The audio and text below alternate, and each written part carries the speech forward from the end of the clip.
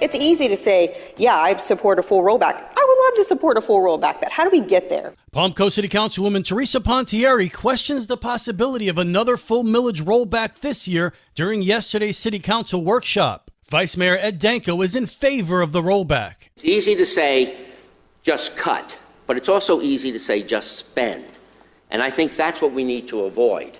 So in my view, our biggest responsibility is rolling back that millage rate and then letting our CEO and her staff figure out where to make cuts, where to spend money, how to budget it.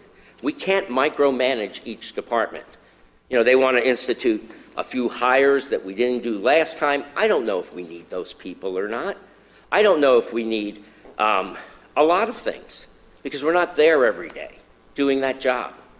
So my direction here is for us to, I'm in full support of a complete millage rate rollback, and then let our staff, who knows what they're doing, figure out how to make it work. Palm Coast City Councilwoman Teresa Pontieri responds. With regards to the full rollback, first of all, what we heard from Helena was that it would be roughly $6 per 100,000. So we're looking at a $22, $23 increase on a property tax bill per year. I am not minimizing that. I understand that every dollar counts, but I refuse to set aside the fact that half of the increase in our budget this year is because of public safety. So we have an increase in the sheriff's budget, we have an increase in the fire budget, and I'm not willing to sacrifice public safety. And from what I hear from the public, they're not willing to sacrifice that either. Palm Coast Mayor David Alfin had this question for Acting City Manager Lauren Johnston. If full rollback were considered, what list of things are going to fall off of the strategic action plan and then the budget presentation? So many of the items in your strategic action plan would have to be delayed or deferred to a future year because we wouldn't have the staffing to accommodate that request. The only new position request was the Flagler County Sheriff's contract, so we would have to reevaluate those positions, and then the positions that were are frozen or we are looking to unfreeze, we would have to delay or defer those people, boots on the ground, et cetera. So a lot of the things would not be accommodated in this current budget that we've presented to you today. Next Tuesday, the Palm Coast City Council will vote to adopt a maximum millage rate. Good morning, Flagler County. I'm Rich Carroll. You're listening to Flagler's Morning News on Wednesday, July 10th. What's the crime like in Bunnell? Police Chief David Brannon said that last year, the one that happened the most was theft.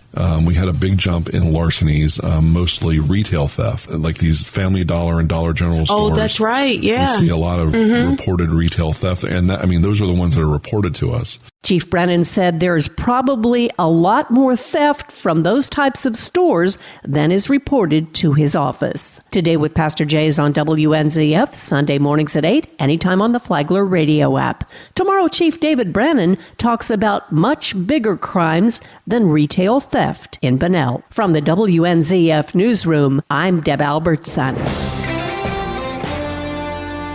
This local news is a service of Flagler County's Toyota dealer, Beaver Toyota US 1 St. Augustine, here to wow you. Gas prices are climbing higher. WNZF talked to AAA about what's driving the price at the pump. AAA's Mark Jenkins says part of the reason for the jump is optimism over the potential the Fed will lower interest rates. Another factor, the active tropics. One of the other drivers was likely Hurricane Tropical Storm Beryl and its potential impacts on the Texas coastline. Of course, Texas, Louisiana, Mississippi, this is an area that's rich with refineries providing about half of the refining capacity for the entire country, especially here in Florida. The majority of Florida's gasoline comes from the Gulf coastline. Jenkins says any disruption to production will likely lead to a rise in gas prices. I think that, the concerns about Beryl was likely baked into last week's price hike. So far today, we're not really seeing a big jump. Oil and gasoline futures are holding steady at where they were to finish last week. Jenkins says it could take days to determine what Beryl's impact will be on prices here. To check gas prices near you, visit gaspricesAAA.com. For Flagler's Morning News, I'm Daryl Moody. And now you're up to date on Flagler's Morning News. I'm Rich Carroll.